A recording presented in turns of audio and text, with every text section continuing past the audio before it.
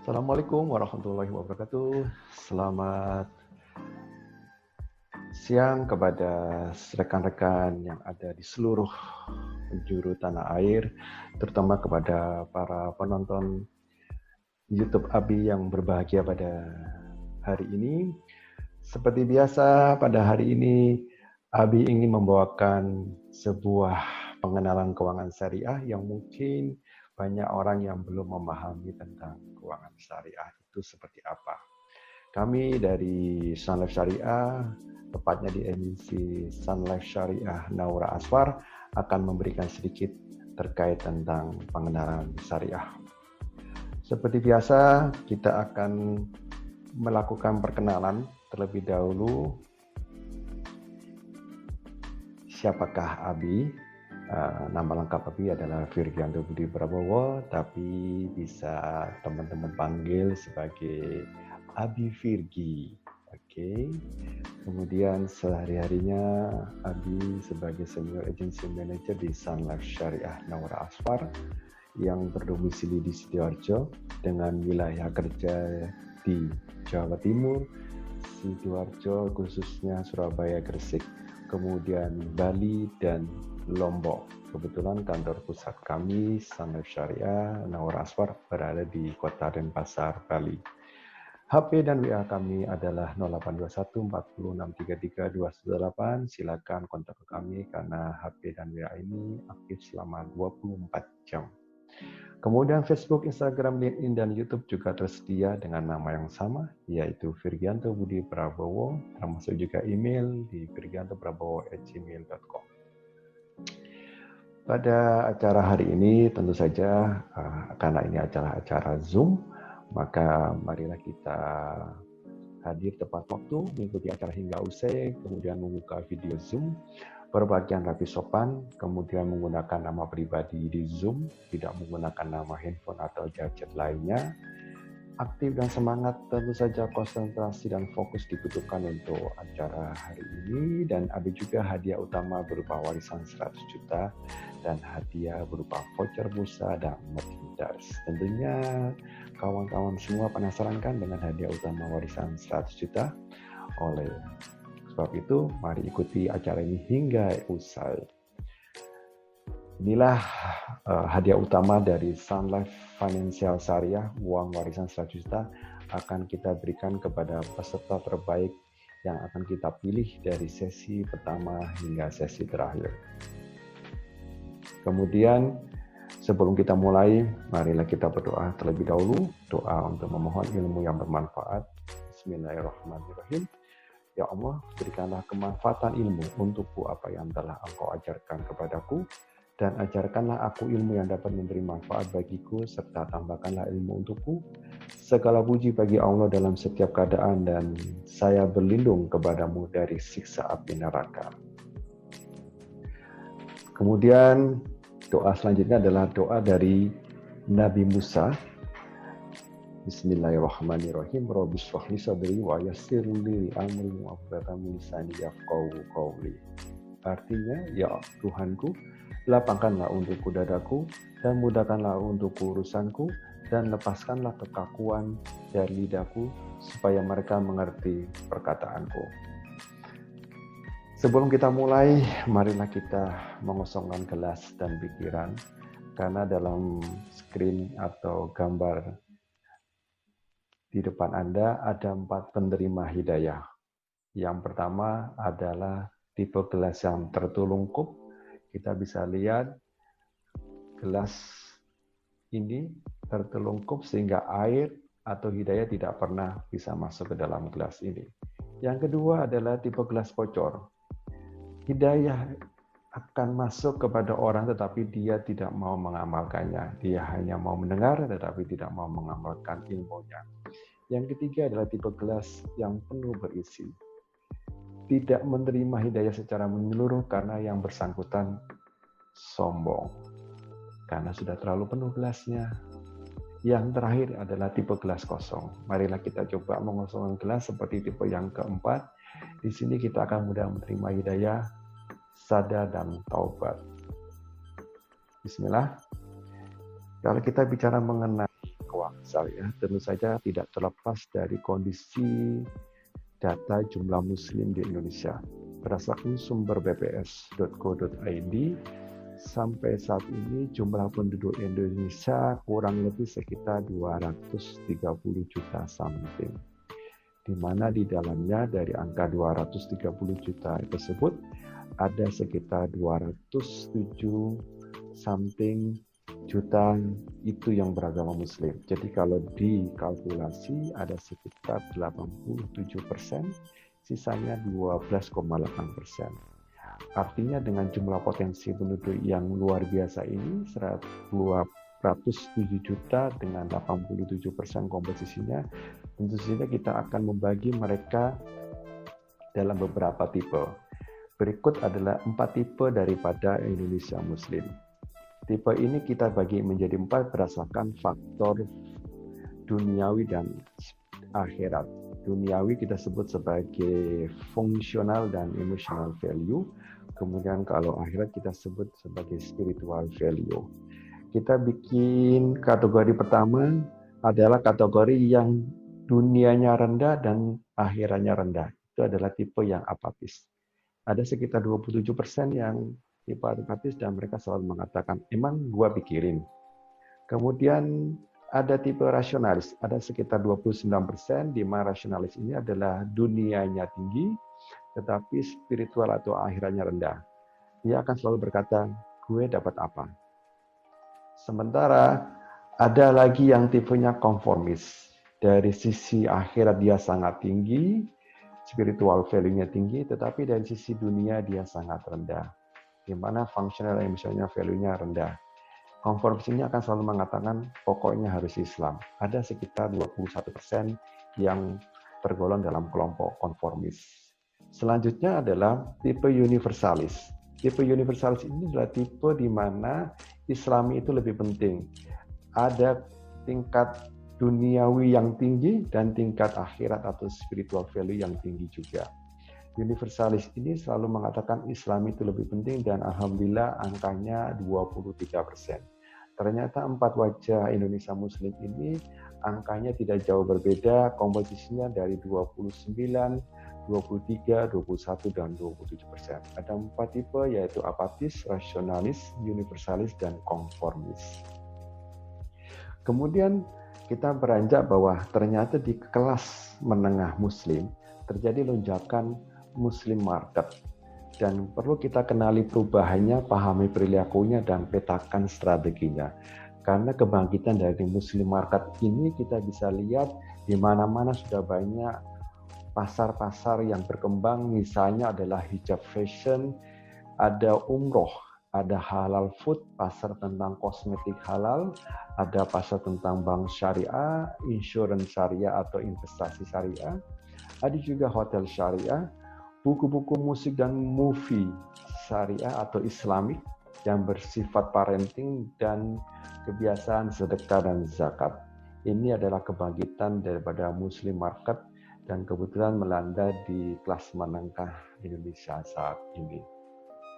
Kita bisa lihat juga di majalah SWA, ternyata merayakan ledakan pasar kelas menengah Muslim ini ada sekitar 112 juta kelas menengah Muslim yang memiliki transaksi nilai pasar 112 triliun per bulan. Dari beberapa transaksi yang telah disebutkan di atas, antara lain fashion, kosmetik, bank, asuransi, makanan halal, umroh, pendidikan, reksadana, dan salam kebajikan. Bagaimana praktek karakter psikologis mereka? Bagaimana strategi itu menggarap pasar yang menggiurkan ini? Tentu saja mari kita akan sampaikan di slide berikutnya. Fenomena borosnya gaya hidup kelas menengah. Kelas menengah yang jumlahnya sekitar 112 juta orang ini dengan nilai pasar 112 triliun per bulan ini ternyata memiliki gaya hidup yang cukup boros. Pengeluarannya luar biasa setiap bulannya. Ada yang membelikan gadget kawalan terbaru, ada yang hampir setiap pekan kongko-kongko di kedai kopi, ada yang memiliki kendaraan bermotor lebih dari satu, misalnya mobil, sepeda motor, dan sebagainya. Ada yang selalu berbelanja barang bermerek dan sebagian besar mereka memiliki kartu kredit. Beginilah fenomena gaya hidup kelas menengah. Faktor lifestyle-nya sangat kental pada mereka yang disebut sebagai kelas menengah. Bahkan tidak jarang para kelas menengah diharapkan pada kondisi lebih besar daripada pasak, lebih besar pasak daripada tiang, lebih besar pengeluaran daripada pemasukan. Baik, kita melangkah ke slide berikutnya. Itu sebabnya sekarang kita mengenal dengan kata-kata bisnismu menentukan masa depanmu, sementara pekerjaanmu menentukan masa depan bosmu. Sekarang sudah jamak di mana-mana. Mereka para kelas menengah melakukan sebuah bisnis syariah karena mereka tahu bahwa dunia lapangan pekerjaan sekarang begitu sempit, sehingga mereka kemudian melakukan sebuah kreativitas mencari nafkah dengan melakukan bisnis. Dan kita tahu semua bahwa bisnis di kelas menengah ini begitu luar biasa, startup bermunculan, UKM baru bermunculan, dan semua mendominasi pasar. Apapun profesi Anda, apakah Anda seorang pebisnis atau karyawan, perlu kita ingatkan lagi, kita perlu memiliki alternatif income karena suatu saat Anda tidak bisa produktif lagi. Oke, kita akan meranjak kepada materi selanjutnya. Karena kita berbicara mengenai keuangan syariah, maka kita perlu tahu apa itu syariah.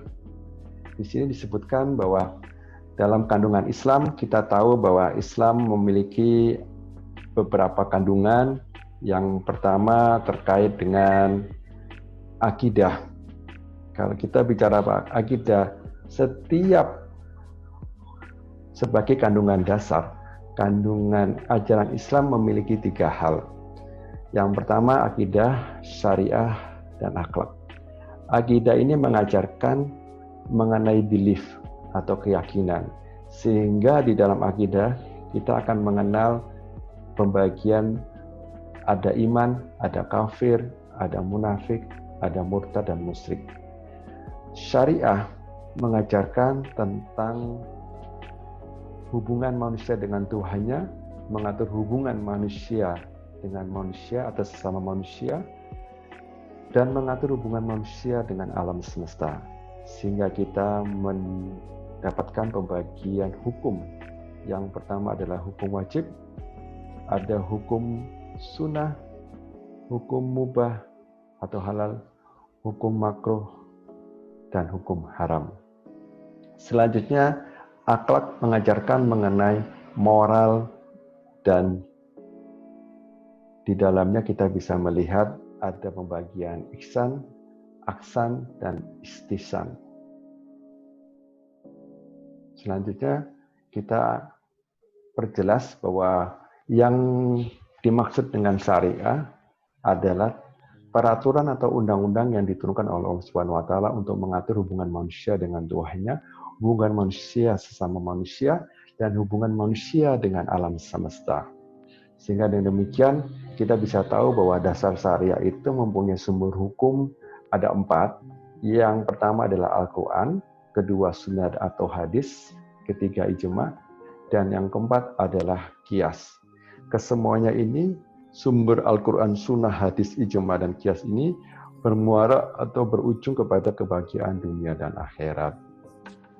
Untuk itu, kita perlu tahu apa saja transaksi-transaksi yang dilarang dalam muamalah syariah atau dalam keuangan syariah. Yang pertama adalah transaksi yang bersifat taghir atau gharar, ketidakpastian dalam transaksi. Taghir atau gharar, yaitu ketidakpastian dalam transaksi ini terjadi karena pihak-pihak yang bertransaksi tidak tahu pasti ketentuan dalam transaksi yang dapat menimbulkan perselisihan. Sedangkan dalam transaksi jual beli misalnya, harus jelas ketentuan-ketentuan seperti harga, kualitas, kuantitas, dan waktu.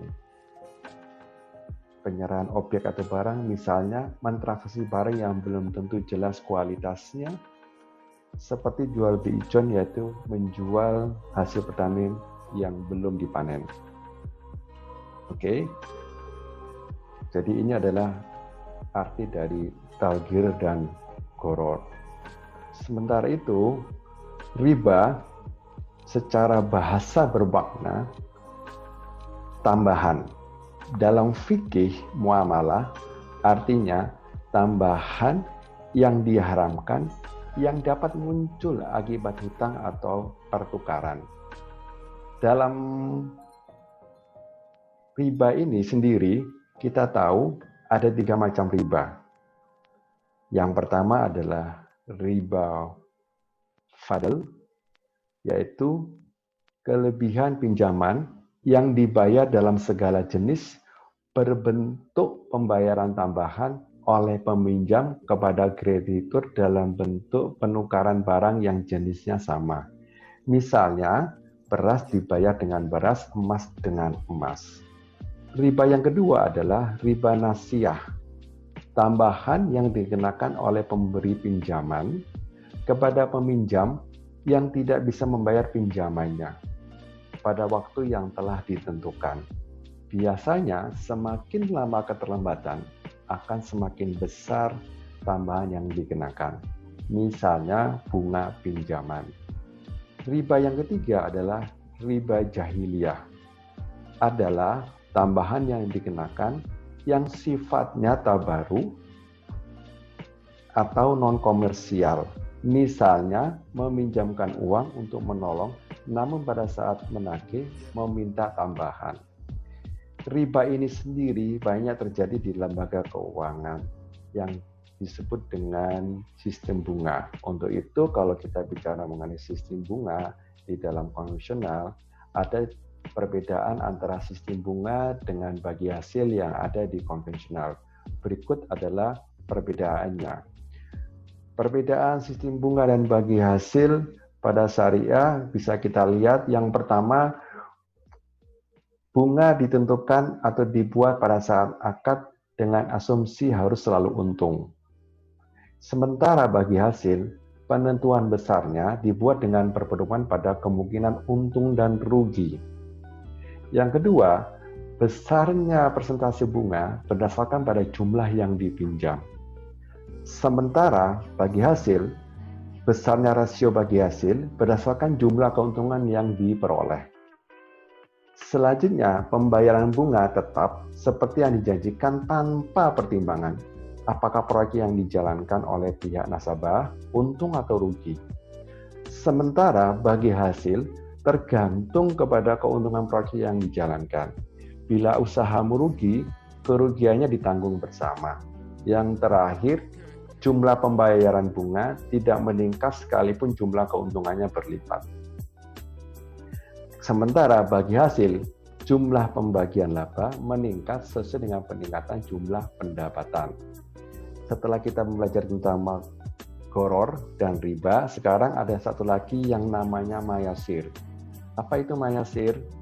Mayasir atau sering disebut dengan judi atau spekulasi yang tinggi adalah sebuah bentuk perjudian atau permainan yang membuat salah satu pihak harus menanggung beban pihak yang lain akibat permainan tersebut. Misalnya dalam sebuah balapan motor, masing-masing peserta harus membayar iuran untuk bisa berpartisipasi. Uang hasil iuran itu nanti yang akan digunakan sebagai hadiah bagi pemenang. Tentu saja hal ini masuk kategori mayasir karena kemenangan atau keuntungan satu pihak menyebabkan kerugian bagi pihak yang mengalami kekalahan atau kerugian.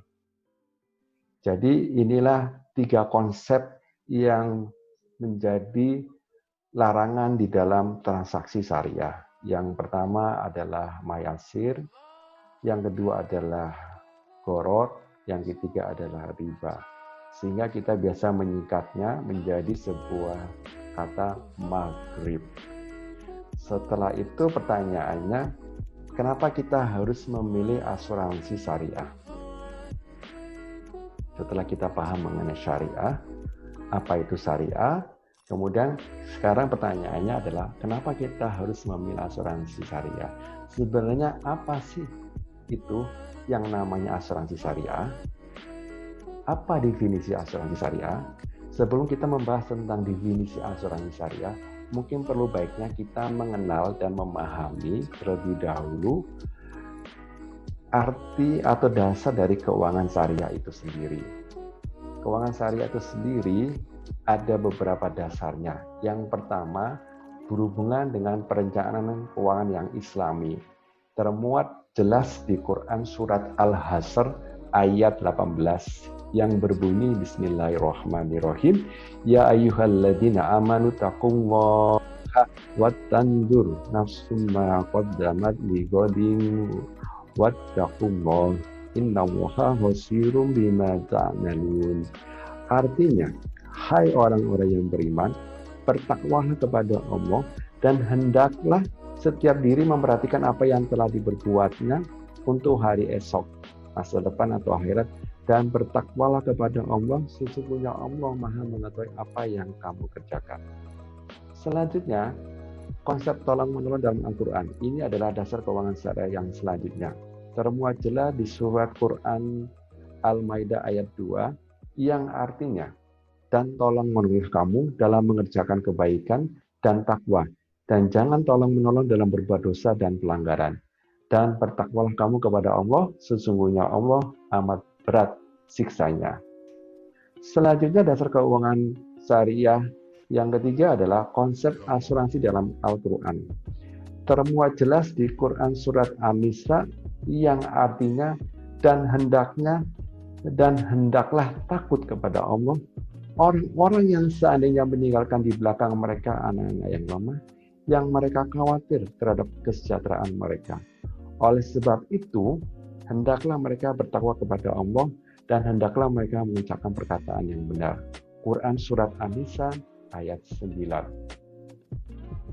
Baik, begitulah 3 dalil yang menjadi dasar asuransi syariah yang kita sudah tahu masing-masing. Dan sekarang kita menanjak pada mengapa harus syariah. Nah, jadi setelah kita bicara mengenai dasar dari keuangan syariah, mengapa harus syariah? Tentu saja kenapa harus syariah, karena di prinsip-prinsip lembaga keuangan syariah ada larangan untuk mayasir, goro, dan riba. Penjelasan mayasir, goro, dan riba atau maghrib sudah kita jelaskan di depan. Kemudian tentu saja di prinsip lembaga keuangan syariah ada namanya objeknya harus halal dan baik, halal dan thayyibah. Adanya kerelaan juga dari pihak antar pihak atau antara dim, dan adanya pengelolaan yang amanah. Konsep ini akan kita coba bandingkan dengan konsep yang ada di asuransi syariah. Jadi sebelum kita membahas mengenai konsep asuransi syariah, maka kita pelajari dulu konsep asuransi konvensional. Konsep asuransi non-syariah ini adalah transfer risiko, yaitu mengganti nilai ekonomi hidup seseorang yang hilang dengan cara memindahkan risiko kehilangan atas diri seseorang tersebut, baik jiwa maupun anggota tubuh, kepada perusahaan asuransi. Pemegang polis membayar premi kepada perusahaan untuk mendapatkan manfaat asuransi sesuai dengan perjanjian, dan yang telah dibayarkan menjadi milik perusahaan. Selanjutnya, kita akan melihat konsep asuransi konvensional. Konsep asuransi syariah. Konsep asuransi jiwa syariah ini adalah prinsipnya bukan lagi transfer risiko, tetapi adalah prinsipnya berbagi risiko atau sharing risk. Setiap peserta memberikan sumbangan tabaru untuk menolong peserta lainnya dalam menghadapi musibah. Pengelola adalah sebagai pihak yang melakukan administrasi risiko dan pengelolaan investasi atas nama peserta.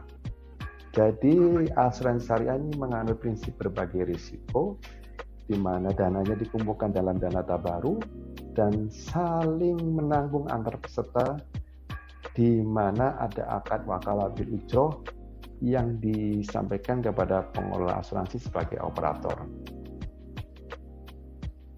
Pertanyaannya adalah, apa yang dimaksud dengan akad wakalah bil ujroh? Akad tijaroh yang digunakan dalam asuransi syariah adalah akad wakalah bil ujroh. Akad wakalah bil ujroh ini adalah akad pemberian kuasa dari peserta kepada perusahaan asuransi untuk mengelola dana peserta dengan pemberian ujroh atau fee. Perusahaan hanya bertindak sebagai pengelola, bukan penanggung. Premi bukan seluruhnya milik perusahaan, namun sebagian adalah hak perusahaan sebagai ujroh atau fee, dan sebagian adalah iuran tabaru peserta untuk tolong-menolong yang akan digunakan dalam pembayaran manfaat asuransi atau klaim.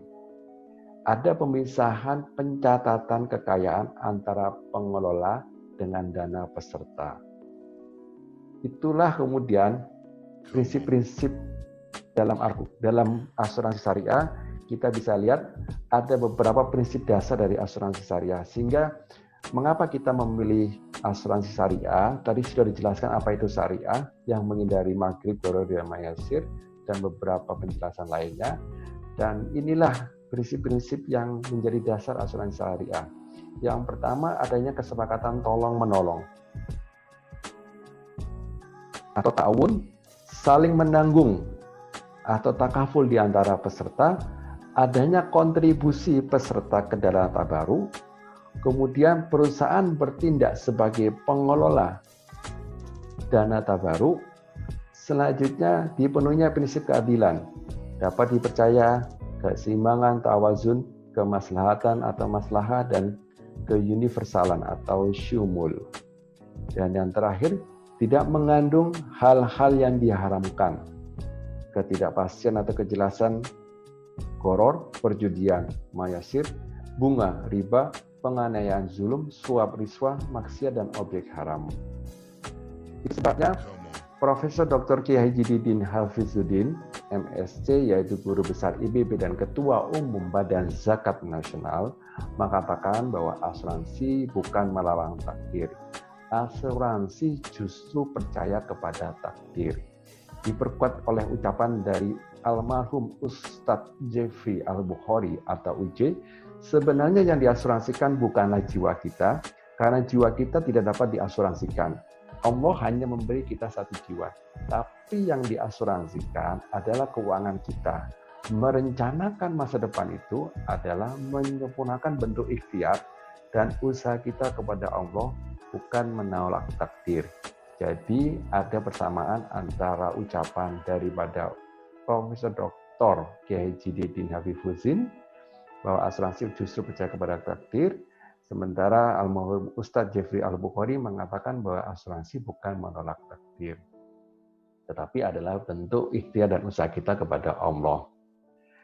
Nah, itu sebabnya pertanyaannya adalah, apakah Anda ingin lebih sukses, lebih bahagia, sehat, dan sejahtera sekaligus beribadah dan mendapatkan amal jariah? Tentu saja semua akan mengatakan, ya, saya ingin lebih sukses, sukses dunia dan akhirat. Tetapi pertanyaannya, bagaimana caranya? Tentu saja pertama-tama yang harus kita tata adalah kita mencoba untuk hijrah ke keuangan syariah. Kalau kita lihat di dalam gambar ini, kita akan melihat bahwa, saya coba pindahkan gambarnya di bawah. Kita akan lihat bahwa yang namanya arus kas, ada variabel atau ada kolom pendapatan dan pengeluaran. Bekerja sebagai pegawai, berpenghasilan sebagai pedagang, sebagai berpenghasilan dari usaha bisnis dan investasi bagi hasil sesuai syariat, ini adalah berbagai macam pendapatan kita. Sementara pengeluaran kita ada yang bersifat amal, bisa sedekah, infak, zakat, dan wakaf. Tabungan kita adalah tabungan yang berhubungan dengan rencana masa depan, ada proteksi yang berhubungan dengan premi asuransi syariah, ada investasi yang berhubungan dengan reksadana atau saham syariah, ada cicilan hutang, yaitu kredit kepemilikan rumah syariah, ada kebutuhan hidup, ada tanggungan kewajiban. Sementara dari sisi neraca, kita akan melihat dua kamar yang berbeda, ada kamar liabilities, ada kamar harta. Di kamar harta, ini kita tahu bahwa harta ini ada yang liquid, pribadi, dan investasi. Harta yang liquid adalah harta yang bersifat tabungan, deposito, dan logam mulia. Harta pribadi bisa dalam bentuk kendaraan pribadi, rumah tinggal, dan sebagainya. Sementara investasi adalah sewa properti, suku retail, reksadana dan saham syariah. Hutang, kita punya hutang. Bisa hutang yang terpotensi dan hutang yang tidak terpotensi, kita bagi di kolom ini. Jadi antara arus kas dan neraca ini akan saling berkait erat. Tetapi dalam bekal kita menuju akhirat, ternyata bukan arus kas dan neraca atau pendapatan dan harta ini yang bisa kita bawa. Ternyata ada bekal lain yang kita punya, yang akan kita bawa nanti di akhirat. Bekal itu adalah, yang pertama adalah amal. Amal ini bisa berupa zakat, infak, sedekah, atau wakaf. Yang ketiga adalah ilmu yang bermanfaat. Yang kedua adalah ilmu yang bermanfaat. Dan yang ketiga adalah doa yang soleh. Ini sesuai dengan hadis riwayat Muslim yang mengatakan bahwa bila mana seseorang meninggal dunia, maka ada semua amalannya terputus kecuali 3 hal, yaitu adalah amal jariah, ilmu yang bermanfaat, dan doa yang soleh. Kemudian inilah yang harus kita persiapkan. Ternyata bukan harta yang kita punya di dunia, bukan pendapatan, tapi adalah dalam bentuk amal, ilmu yang bermanfaat, dan doa yang soleh. Sehingga kita tentu akan mempunyai pilihan. Pilihan Anda saat ini akan menentukan siapakah Anda di masa depan. Karena bila Anda melakukan pilihan salah, itu akan membuat masa depan Anda menjadi suram untuk kedepannya. Sehingga itu kami mempunyai sebuah survei menabung yang kami sampaikan kepada para peserta di acara webinar ini. Survei menabung ini kami berikan sebagai survei untuk mengetahui di mana mereka menempatkan uangnya dan berapa mereka menyisihkan uangnya setiap bulan, dengan tujuan apa dan berapa yang mereka inginkan di tahun keberapa mereka akan mengambil uangnya. Sehingga dengan survei ini, Bapak Ibu akan mengetahui dengan jelas mereka akan menabung di bank swasta atau negeri, berapa yang mereka akan sisihkan, apakah 300, 500, 1 juta atau lebih dari 2 juta, dengan tujuan apa mereka menabung, misalnya untuk hari tua, pendidikan, dan investasi, dan sebagainya, berapa total tabungan yang Bapak inginkan, 100, 200, 300, atau lebih dari 300 juta, kemudian kapan kita mau menggunakan uang tabungan tersebut, bisa 10 tahun, 15 tahun, 20 tahun, atau lebih dari 20 tahun. Kebiasaan menabung ini kita jadikan dasar untuk memberikan sebuah informasi atau edukasi keuangan syariah, karena banyak orang yang tidak tahu bagaimana merencanakan keuangan masa depannya sesuai syariah. Kemudian selanjutnya para peserta juga kami wajibkan untuk membuat summary dari materi hari ini, yaitu pengenalan keuangan syariah. Siapa yang bisa membuat summary terbaik, kita akan berikan hadiah yang cukup menarik untuk 3 peserta atau 3 summary yang terbaik. Kemudian dari survei menabung, kebiasaan menabung ini, kita lihat berapa banyak yang bisa Anda kumpulkan kolom-kolom survei atau form survei ini hingga beberapa waktu ke depan. Demikian yang bisa kami sampaikan. Jazakallahu khairan. Semoga ilmu ini bermanfaat dan sampai bertemu di lain kesempatan. Wassalamualaikum warahmatullahi wabarakatuh.